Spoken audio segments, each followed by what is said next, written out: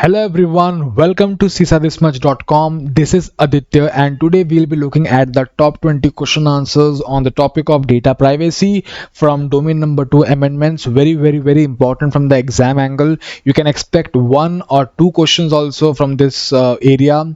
So normally I got the feedback from all our students that they are currently asking around 20 to 25 questions in numbers. I'm not talking about in percentages, I'm talking about in numbers. They are asking questions on the amendments, and out of those 20-25 questions, you can expect one or two questions from this area as well, because it's important. And we'll be discussing the concepts as well as we'll be looking at the top 20 questions.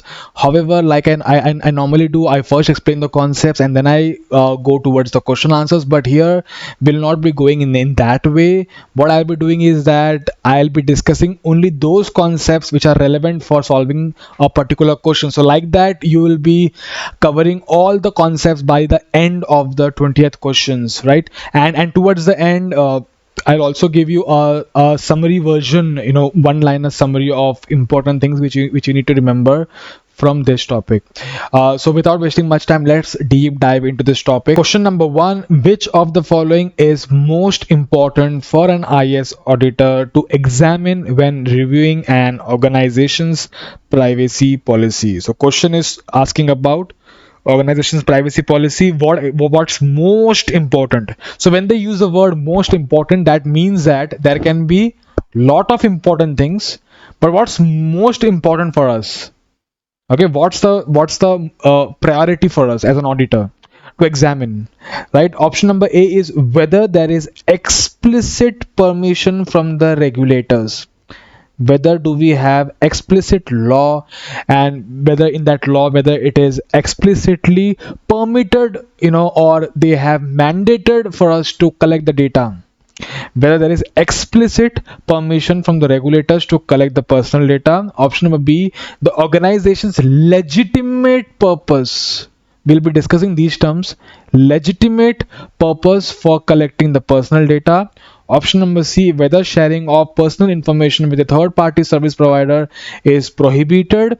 Option number D, the encryption mechanism selected by the organization for protecting the personal data. Okay, so before we discuss this question, let's look at the theory part specifically for this area, right? uh, just a minute. By the way, before we look at that chart, I'll just show you the overall chart of the amendment, right? So currently, under domain number 2, right? We are under domain number 2. So we are discussing which topic, the question on this topic 2.7.2, which is the legal purpose, consent, and the legitimate interest, right? Let's get back to that chart. Yes, 2.7.2, right? So here there are three reasons why we can collect. Either it's legal purpose or consent or the legitimate interest. Now to before we have the quick recap of what exactly we mean by those terms, let's discuss some basic simple examples, and that's how we will get to that those concepts. Okay, so let's take the example. So we have this CISA-This-Much application, right? So whenever someone installs the application, we ask them to register.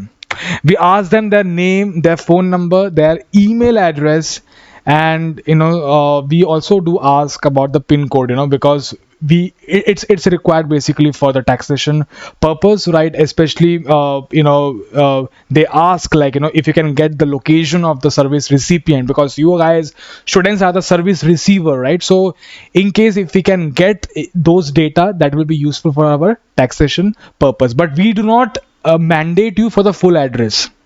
Okay, now just try to understand, can we provide you the training without these data? Can we provide you the training without these data? Just a minute. Yeah, yeah, can we do that? No, right? If I don't have your phone number, because phone number is required for you to getting your one time password, OTP authentication. Even you can authenticate using the email address also. But there are certain data which we require. Let's say if we want to get in touch with you, let's say you are facing any technical difficulties, we want to get in touch with you. Let's say you are having some any you need some guidance, right? And you need and we need to reach out to you, so we will require your phone number and your email address, right? So but can we provide our training, our business, without asking you, without collecting your these data? The answer is no. So what do we have here? We have the business requirement. We are asking you, but we also have the genuine requirement. We have the legitimate requirement. We have the legitimate interest. We have the legitimate purpose, and that is what our business need is there. Because we cannot provide you the training itself. If you're not ready to share your email address, or if you're not ready to give your real phone number. Okay, so that is what business requirement. Okay, let's say, okay, now we are having the plans very soon. We have the plans to launch our full-fledged CISA book also.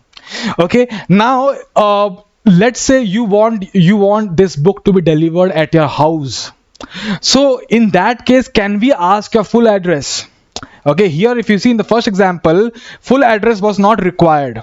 Okay, but here can we ask you to provide? Yes, no, you'll have to provide a full address. Can we ask you? Yes, because how can we deliver you the book at your doorstep if you are not ready to share your full address with us? So we have what? We have the business requirement. Okay, now understand one thing. Do we have any law in India? Do we have any specific law in India for education training, online education training service industry, which is permitting or which is prohibiting us from collecting certain data? Do we have? No, we don't have any such law. Okay, so there is no specific law allowing us or disallowing us from collecting some data. But even without law also, can we collect the data? Yes, we can collect. Why? Because we have the genuine requirement, we have the genuine need, which is what? The legitimate purpose. Okay, we have the, see, legitimate purpose means reasonable or acceptable or required for business. That is nothing but legitimate. It is reasonable, it is required for business. Okay, let's say tomorrow you say, okay, no, I will not give you my consent. Okay, now there is also one more thing, consent. We will get into that, but let me bring that example here also. Let's say you are saying that, no, I do not give you the consent. I'll not be giving you the full address. I don't give you the authority to ask me full address. Okay, and I'll not be sharing the full address. Can we deliver the book to your house at your doorstep? No. Then in that case, you will have to come to our office and take the book, right? So this is how we understand, this is how we interpret the law. Okay, so either you can ask for some data if it is genuinely required, legitimate purpose is there, or else let's take one more example. Let's say you go to a bank and you want to open a savings account.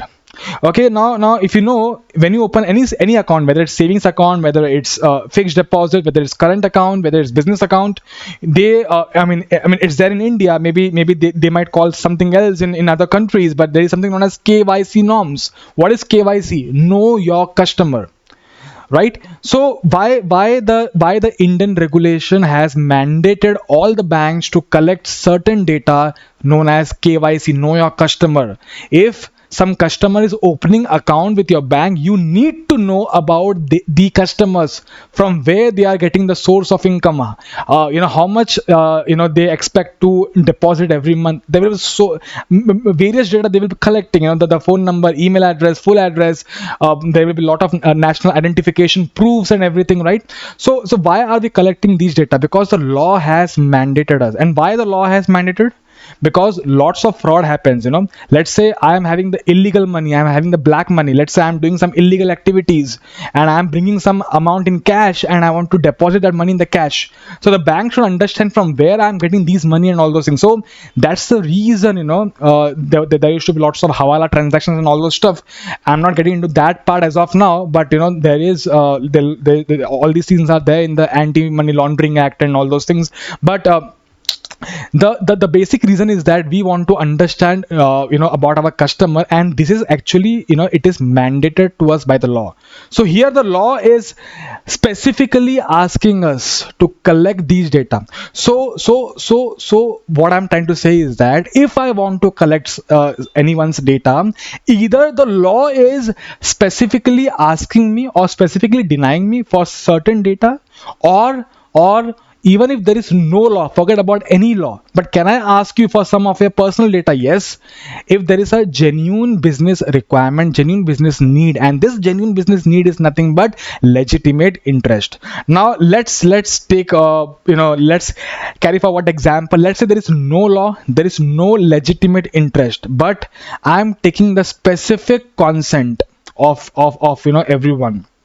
Let's say example, we have CISA-This-Much.com. Let's say tomorrow we launch other IT certifications which are related to CISA or which could be unrelated to CISA. Okay, let's say tomorrow we have CISM this much, we have Series this much, we have some other certification this much, right? Now it could either be linked to CISA course or it could be not linked. Let's say tomorrow we are launching some course for master's degree. Let's say masters of science in information security, MSc-IS. Let's say we are having some trainings for that. So is it linked with CISA? No, it's not directly linked with CISA. So again, if we are having our new business venture, can we use your data for those for that particular new business? Ideally no, ideally no. Okay, so but let's say so because do we have now you need to ask this question to yourself: is there any law? No. Are we having any legitimate interest for providing you the CISA training? Okay, now here it's a new business altogether, and can we use your data for the marketing purpose? Can we use your data for some other activity for data analysis purpose? Can we use your data? No. Why? Because there is no legitimate interest, there is no genuine business requirement for CISA. Okay, but let's say if I take full-fledged consent, okay, we say, okay, do you want to subscribe to our newsletter or journals, for these trainings, maybe some offers, some discount offers or something like that. And but that should be unambiguous and that should be fully informed. We should let you know how what we'll be doing with your data, how your data will be processed. Okay, so you guys should be fully informed and it should be unambiguous, right? Again, these are all part of the law in India as such. Today also, you guys might be knowing that DPDP Act, the bill got passed, but still even today also the act is not yet fully implemented or notified, right? So as of now in India there is no data privacy law in implementation, right? But very soon there will be, right? But I'm just trying to give you the example. So if you see here, I can ask you the data if it is either required by the law, or let's say there is no law at all. There should be legitimate interest, there should be actual business requirement. In fact, this is the foundation. Try to think on it. This is the foundation. Let's say you don't need the information, can you collect the information? That's why even in the law also they talk about a term known as data minimization. Data minimization means, again, there are few terms in for your exam, there are few terms which is not valid for your exam, and whatever questions we are discussing, those are more than sufficient for you to be knowing on this topic. Again, if you want to learn more about data privacy, it's a very interesting area. Maybe you can do some other certifications in the future, but for the CISA you have very limited syllabus, right? But there is something known as data minimization in the data privacy, which says that you only collect the data which is actually required for your business. Don't collect anything additional, unnecessary data, any even a single data which is additional, extra, which is not required. You should try to avoid collecting those data. It's called a data minimization. So for example, here also, if you see, right now maybe okay, here we are not asking you, we are not mandating you to provide full address along with everything, your state, your city, your road number, everything, your flat number and everything. No, but let's say tomorrow you want the book to be delivered at your doorstep. Can we ask you your full address? Of course yes. Why? Because here there is what business requirement. But can we ask your full address here? Ideally no. Why? Do we have the business requirement? Do we have the legitimate interest? We have the legitimate interest. However, we need to also comply with something known as data minimization also. We should try to avoid collecting any additional data which is actually not required. So even though I do have legitimate interest in your personal information, however, I should be avoiding the data. So it's called data minimization. Okay, so if you see, either it could be law or it could be what, legitimate interest. I mean, it's business requirement. If there is no business requirement also, can we ask a consent? Yes. And let's say even if there is as I've given the example of CISA-This-Much.com, let's say tomorrow we are going for some other IT certifications which are not directly linked with CISA. So it's like, but still we are taking your full-fledged consent of yours, right? And then can we collect and use your data? Yes, because we have taken a consent. But again, here also there is lot of ambiguity, and that's where your lawyers will come into the picture. Okay, because here also, maybe for example, there is any company who has used your data, and maybe let's say for CSM or C-risk, they have initially taken for CISA and now they're using for CSM or C-risk marketing. Maybe any of the student, they lodged a case against that particular company. Okay, again the lawyers will come into picture. They will interpret the law. Was it linked to our business requirement? Was it not linked? Was it linked to our current course, or was it not linked? So all these things, see, this is a matter of laws and regulations, wherein lots of interpretations and everything will come into the picture, which is not a part of a syllabus. But again, it's a business, it's a great opportunity, career opportunity for lawyers also, because they can build their careers here. Because tomorrow when this law will be in full-fledged practice, even in India also, we will be having lots of cases of all these kind of things, wherein we will be fighting. Okay, there was this legitimate interest, there was this business requirement, that's the reason we are using this data over here also. Again, all those stuff, I don't want to get deep into this. I'm trying to keep this example very simple.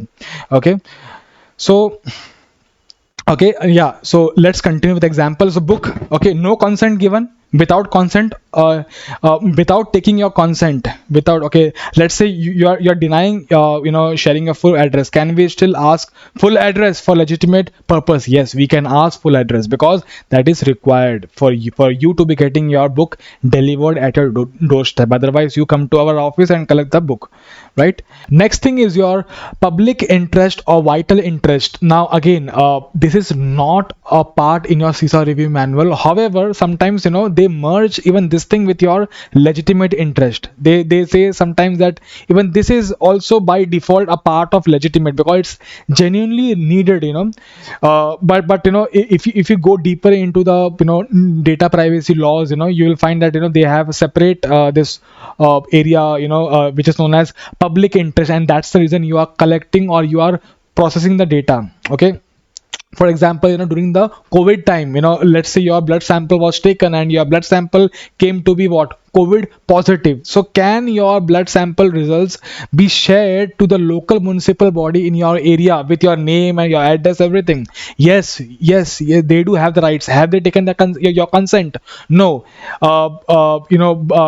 Is there any law as of now? Maybe no. But is there any legitimate interest? Yes. So as such, they say that public interest or vital interest can also be included as a part of your legitimate interest. Again, don't worry, this is not the part in your CISA review manual, but I'm just trying to say that, sometimes even we can add even this part, which is public interest, also under the legitimate, because it's a genuine requirement. I don't need a consent here, because I'm doing it on the part of the public interest. So the hospitals, they can share your data. Okay, if I'm the laboratory and I got your results, your blood test results, I can share your data even without your consent, because that's a public interest, and ideally even that falls under the legitimate interest. So what we are trying to discuss over here is that there are three main reasons, why I can collect your data. Just a second. Yeah, there can be three reasons why I can collect your data. One is what legal purpose the law is specifically asking me, okay, or I have taken your consent, okay, or legitimate interest. The main thing is always will be the legitimate interest, because you should be having the proper legitimate genuine business requirement, okay, then only you can ideally collect the data. Okay, so this is what we discussed: legitimate purpose, consent, and legitimate interest. So even if you look over here also, no, in the legitimate interest, they say that without explicit consent if justified by genuine needs. So even legitimate interest, I need not take your explicit consent if it's genuinely required, if it's a legitimate requirement, right? So this is the line, where you can also include public interest also as a part of the legitimate interest. Okay, so I'm not discussing everything in detail as of now here. So let's go back to our discussion, because whatever we require for the discussion, I think that's more than sufficient. So I'm not getting deeper into this thing. I'm not discussing the notes here. Okay, but option number A here is saying that whether there is explicit permission from regulators. So explicit permission from regulators means either there is what specific laws or regulations, clearly either it is authorizing us or mandating us, or maybe it is prohibiting us from collecting certain data. Okay, collection of certain personal data. So there could be explicit permission. There can be a chance that there is no regulation itself, for that specific industry, but can you still collect the data? Yes. So the main thing is always will be a business requirement, your business objective. Do we actually genuinely need it? It will always be at the topmost priority. No doubt, if there is a law, we will comply with the law also. Okay, let's say tomorrow law tells you cannot collect certain data, but you are saying no, I have the business interest, can I collect? No. Even if you have the business interest, you cannot collect the data, because the law has specifically prohibited.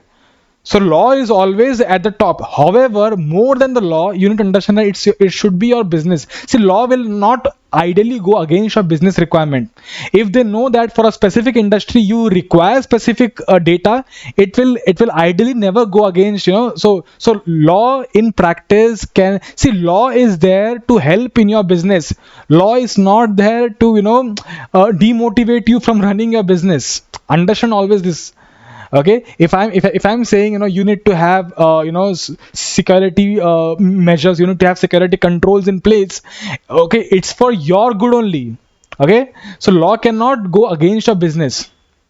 Okay, and also we need to understand always that, let's say there is no law also. Let's say for my company, let's say there is no specific law for me to have security controls in place, but can I have anti malware, can I have firewall solutions? Yes, because I have the business requirement. Can I have the control? Do I always have to depend on the law? Do I always have to depend on the external person telling me something to do?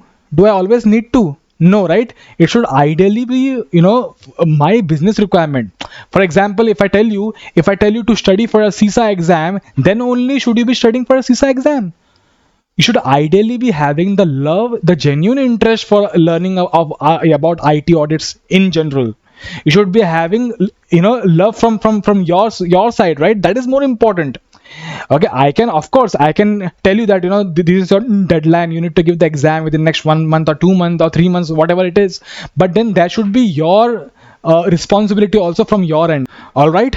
So basically we are discussing that, option number A is we have discussed. Now option number, okay, again here data privacy law usually sets broader principles and conditions for data collection rather than exhaustive listing. So ideally, normally law will not tell you, okay, you can collect phone number, you can collect email address, you cannot collect this data, that data. It will talk in broader terms, so example could be data minimization.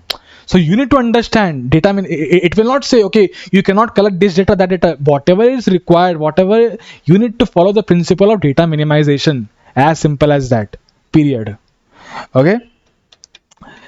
A legitimate purpose we have already discussed. So let's get back to this question. Okay, which of the following is the most important for an IS auditor to examine when reviewing an organization's privacy policy? Whether there is explicit permission from regulators to collect the personal data. It may be, it may not be, I don't care. What's important for me is that I should be having what? The legitimate purpose for collecting the personal data. Option number C is saying whether sharing of personal information with the third party service provider is prohibited. Are you prohibiting sharing? See, it is not mandatorily required to prohibit sharing the data with the third party service provider. Sometimes you will have to share the data. See, for example, if I take the same example, okay, of our CISA application, we are using third party vendor service, for our platform access, everything. Let's say there is XYZ, name of the student is XYZ. So the student is what? Student is known as data subject. In data privacy, student will be called as data subject. Okay. Then CISA-This-Much.com will be called as data controller. We are the data controllers because we are the ultimate responsible authority for ensuring that your data is handled properly and everything. Okay. Then we are taking, let's say, third party service provider. Okay. So now these third party will be known as data processor. Now we need to ensure that the data processor are complying with whatever requirement, whatever security measures we need to have in place. So data controllers will be ultimately responsible, and data processor should also comply with the requirements of the data controller, right? So there are three terms: data subject, student, data controller, CISA-This-Much.com, and data processor, the third party. Okay. But if you are sharing, you need to make sure you need to ensure that you are complying with the requirements. Okay. Option number D is the encryption mechanisms selected by the organization for protecting the personal data. See, encryption mechanism will come afterwards. First you need to understand, whether do you have even the requirement, the legitimate need is there or not. Encryption mechanism will come afterwards. Domain number 5 will come afterwards. Encryption is domain number 5. Domain 2 will come first. That's why we always say domain 2 has got the bigger relevance. Governance has got the bigger relevance. Business objective, IT aligning with business, that is bigger aspect as compared to domain 5, which is having a niche focus. Domain 5 will come afterwards. First should be what? That should be a legitimate purpose, legitimate need, right? So that's why answer is option number B. I know we have taken more time in this question, but it was required. But other questions will not be requiring so much of the time. So let's jump to the next question. Which of the following test would offer the best assurance? So whenever they use the word best assurance, it means that there could be one or more than one assurance, right? Options in the question. We need to go for the best assurance. Best assurance that a healthcare organization is managing patient data in an appropriate manner. So as and when you will look at this question in the exam, whenever you see this word healthcare organization or managing patient data, immediately one thing should come in your mind, that this is a data privacy question. Okay. And then they are asking for the best assurance that they are managing the patient data, the PIIs, in an appropriate manner. It's a easy, simple question. Option number A, compliance with action plans resulting from the recent audits. Option number B, compliance with the local laws and regulation. Option C, compliance with the industry standards and best practice. Option number D, compliance with the organization's policies and procedures. See, understand one thing, your policies and procedures should align with the law and regulation. Okay, it should not be vice versa. Law and regulation should not align with your policies. The policies should align with the laws and regulation. In simple words, if this is the policy will have to dance according to the law and regulations. So whatever law and regulation says for the healthcare industry, for the medical industry, whatever the regulation for your specific jurisdiction, for your specific country where you're doing the business, whatever it says, your policy should align with the laws and regulation. As simple as that. Okay, then compliance with the industry standards and best practice. See, industry standards and best practice can say multiple things.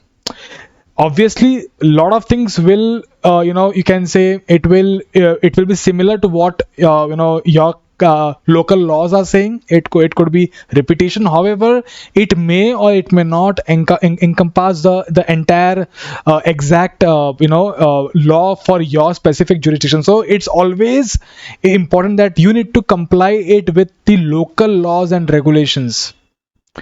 Okay, so this is always very important.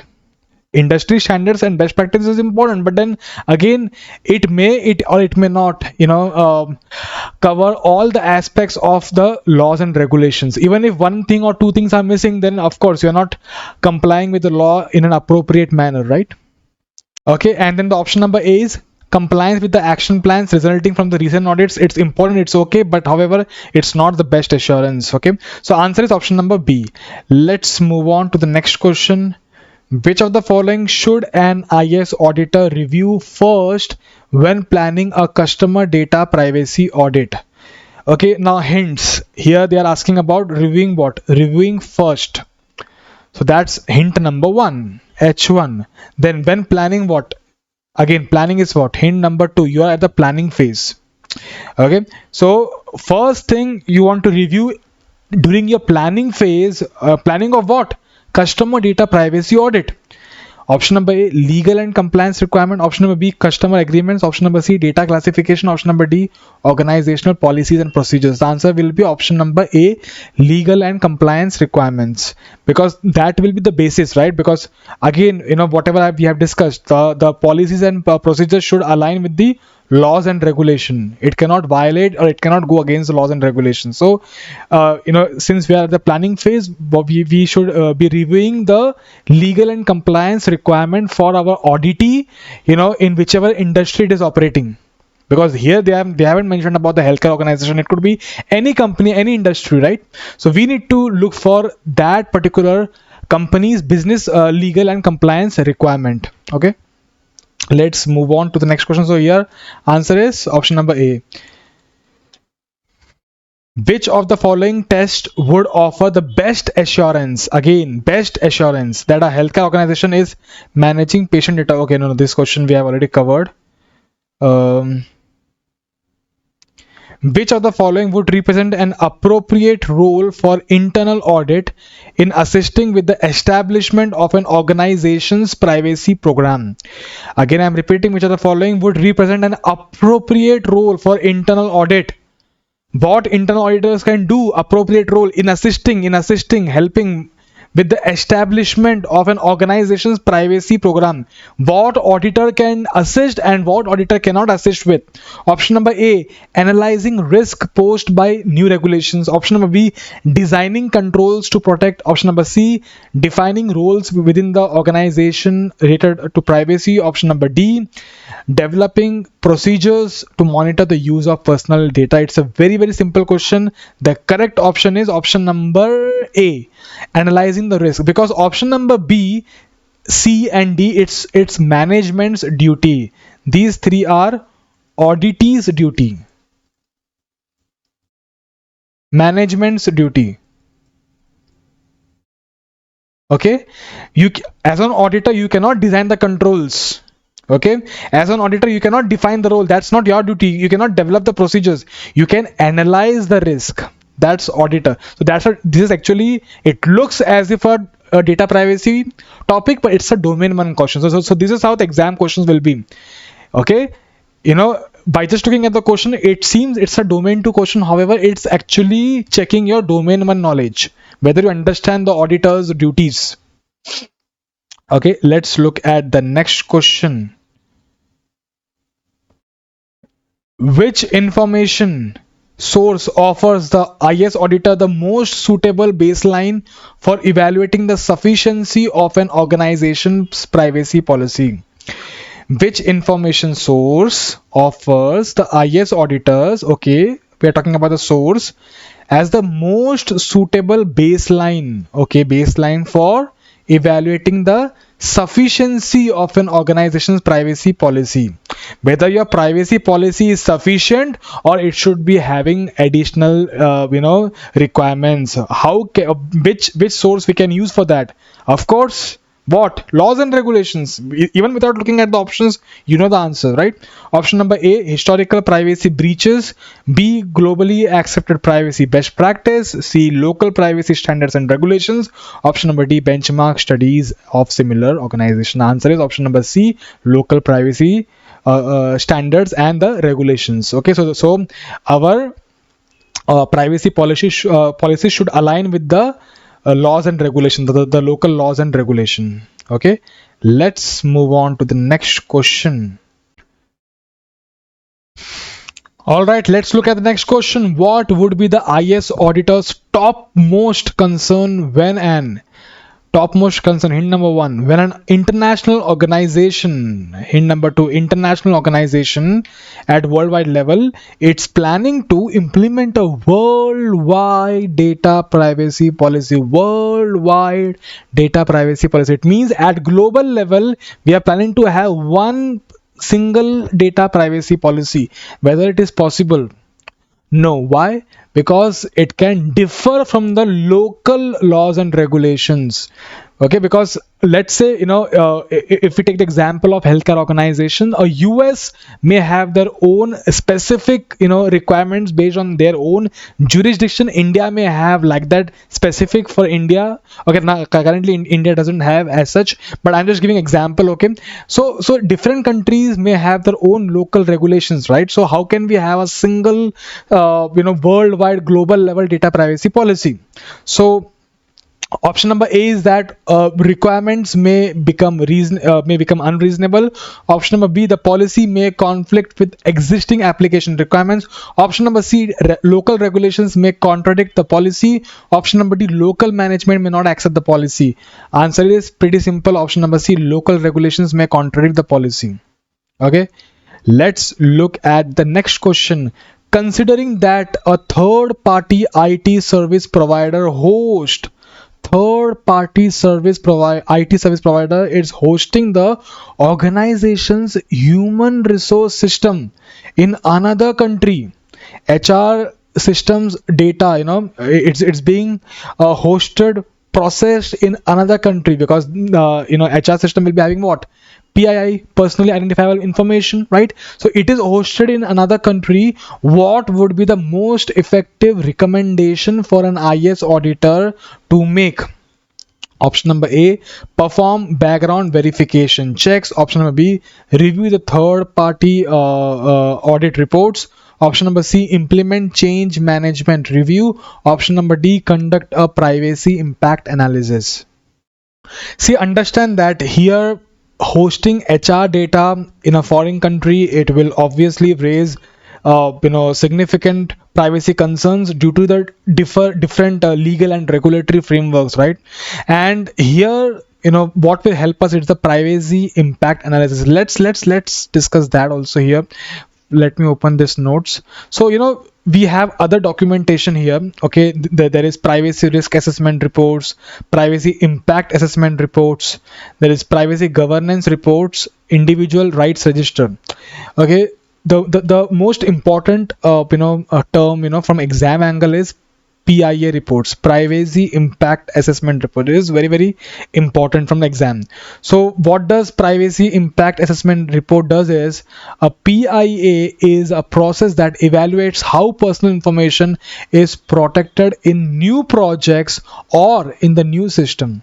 Okay, What's the reason behind it? What's the purpose of it? Details the findings of the assessment and explains how any discovered risk to privacy are mitigated. Okay, so basically, when you're hosting the HR data in a foreign country, it will definitely be having the privacy concerns due to the different uh, legal and regulatory frameworks, right? And now here the privacy impact analysis would identify and assess the risk associated with the cross border data transfer, because there can be a situation that the two countries could be enemies of each other, and we cannot host our data in their country.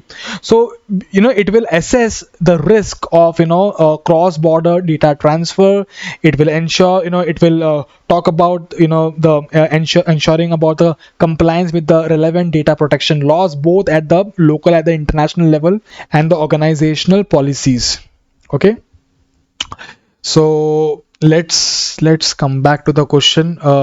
Okay, so here the most effective recommendation is, since we don't know about which country they're planning to host, it's important that you recommend basically conducting a, here auditor is recommending, okay, conducting a privacy impact analysis. What about option number B, by the way? Review the third party audit reports. See, we don't know which audit report is it, right? And second thing, here we're talking about the data privacy aspect. Here, the question is more from the angle of the cross-border data transfer, because we don't know which country we are planning to host, right? So it's important that you conduct a privacy impact analysis, and what are the agreements made, and how your data will be processed, how the data will be stored, what security measures will be in place, and everything. So we have this privacy impact. Just like BIA, business impact analysis, there is something known as PIA, privacy impact analysis. Very important term, from the other documentation. Even though we have several, but then here PIA is very important. Okay. All right. Let's look at the next question. How can an organization best ensure information security? Just a second. Yeah. How can an organization best ensure what? Information security on employee owned mobile devices used for work while also respecting their privacy. So the question is asking that how can the organization best ensure two things: information security on employee owned mobile devices used for work. So for work, they are talking about the security, and also for their personal data also, because let's say if they are using the BYOD policy, bring your own device. So in that case, how can you ensure that in case of the work data, you have the security measures, and also for the personal data, you respect their employees' privacy. All right, so option number A is talking about installing security software on the devices. Option number B, partitioning the work environment from the personal space on the devices. Option number C, preventing users from adding applications. Option number D, restricting the use of devices for personal purpose during the working hours. Okay, how can you know that during the working hours the employees are using only for the employees will be using their phones only for the working office purpose, and not be using for the personal purpose? They'll not be replying on the WhatsApp messages, right? How can you restrict that? Okay, so in case if you're using the BYOD, bring your own device, so the best way is to partition. So you can see in this image, the personal space, it is partitioned from the workspace.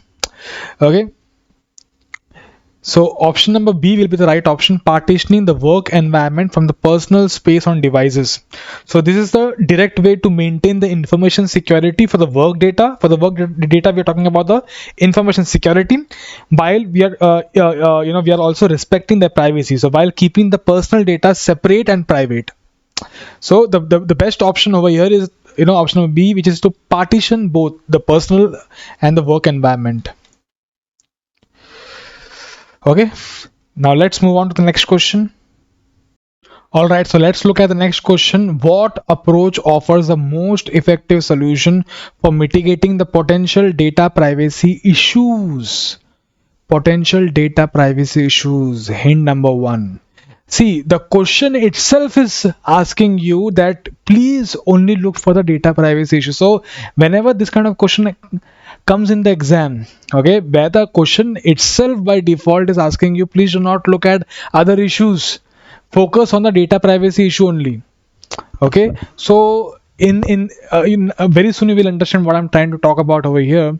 But if the question has mentioned clearly, you should be focusing on the data privacy issues only, okay, and not focus on some other area, maybe like domain 5 or something else.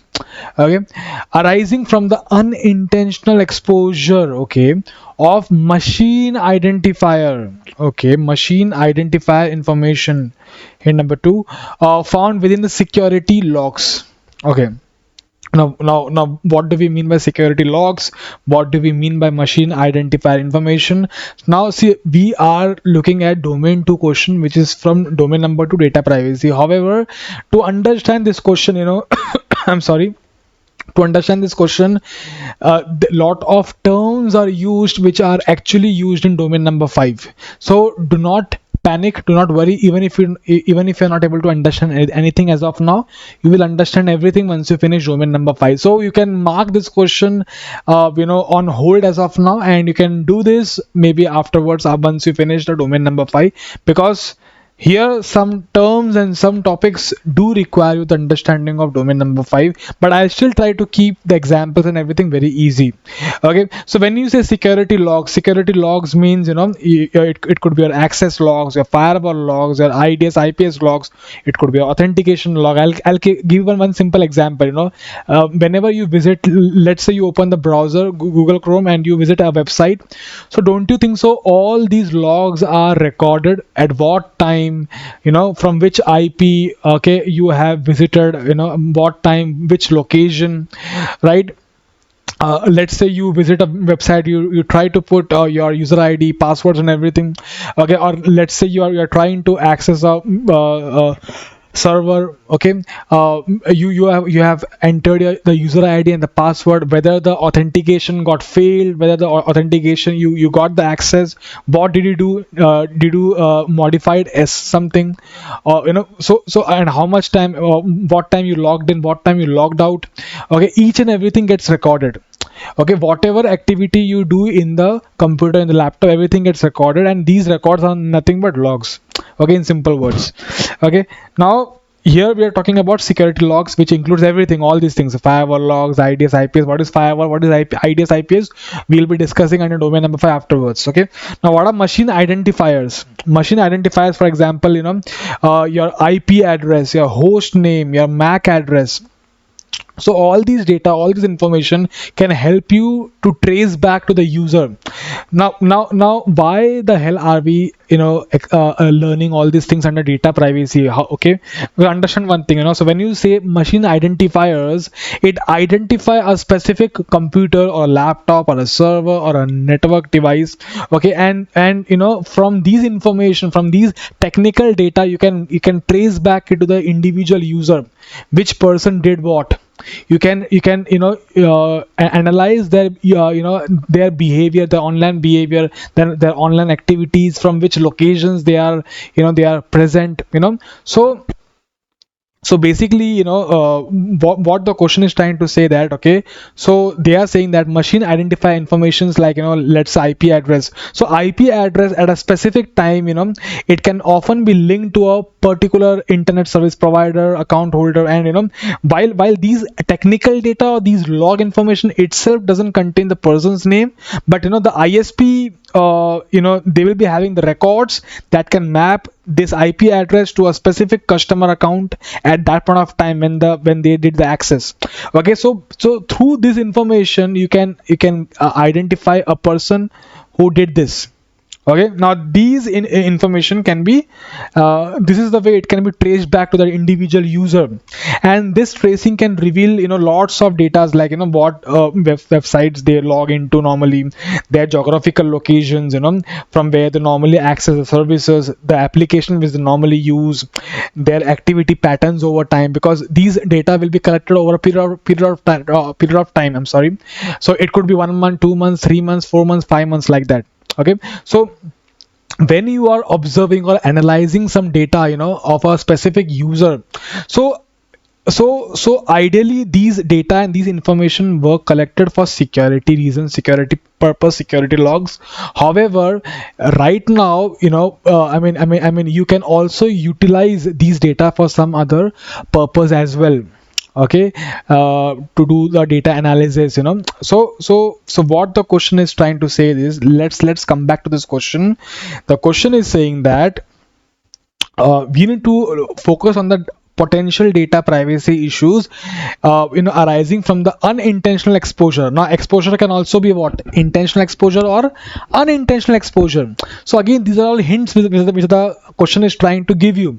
Do not look at the intentional exposure or the hacking part. Okay, again, this is something which we'll be discussing under domain number 5, but the question is saying that you focus on the data privacy issue. Okay. Option number A is saying limit the use of the logs to only those purposes for which they were collected. Option number B is saying restrict the transfer of log files from host machine to the online storage. Option number C is saying only collect logs from servers classified as business critical. Option number D is saying limit log collection to only periods of increased security activity. Now, we have discussed in the past about data minimization, if you remember. So there I didn't directly discussed about this term, but we have discussed example. There is also something known as limiting the use, limiting the use for which the data is collected, for which the data is collected. So like the way we have data minimization, what is data minimization? You collect only those data which is required. Any additional data you should not be collecting which is not required. And what is limiting the use? For what use, for what purpose you have collected the data, you should be utilizing, you should be processing the data only and only for that specific purpose. Do not deviate. If I am collecting your data for ABC purpose, I cannot use your data, I cannot process your data for XYZ purpose. So that is limiting the use. This is again a data privacy principle, and that's the reason, when we were discussing the example, I've told you, let's say tomorrow if I want to give any training for a masters of science, MSc in information security, I'll have to take your consent, because initially the data which you shared to us was only for CISA. Okay, so we ideally should not be utilizing your data for some other purpose. Okay, so this is the example of what limiting the use for which the data is collected. Option number A is saying limit the use of logs to only those purpose for which they were collected. Option number B is saying restricting the transfer of log files from the host machine to the online storage. Now understand one thing. Again, that's the reason I was discussing about this hint number 1. That you, as of now, and also this is also hint number 2, you can say. This is 3. Unintentional exposure. Okay, restrict the transfer of log files from the host machine to the online storage. So what they are saying is that do not transfer these data to the online storage, maybe over the clouds or wherever. But understand one thing, even the clouds or even the online storage, even that can be secured. No, who has told that cloud cannot be secured? We can have private cloud also, right? So cloud can also be secured. Second thing, even if the data is there in the host machine at that particular laptop or that particular machine, that particular host also, then also the data, the originally the data was collected for security logs, security purpose, but you are misusing the data, no? Because you are identifying that person. Okay, let's say there is one lady, she logs in and you got this information, you got the IP address of her, and you are trying to visualize all these things, where what transactions she do, and which websites she visits, and her usage patterns and everything. You're trying to, so originally the data was collected for some other reason, and right now you are deviating from that. Okay, so this is a data privacy issue. Okay, restricting the log file. See, online storage, I'm not saying that online that cannot be risk, but again the question is asking you from the angle of data privacy point of view. Okay. And also understand, even if you restrict it, and even if the log files are at the host level also, then also still the data can be misused, no? So that's the main concern here. Okay, more than about as such about the security part, more than that we have the issue that the data is being misused for some other reason.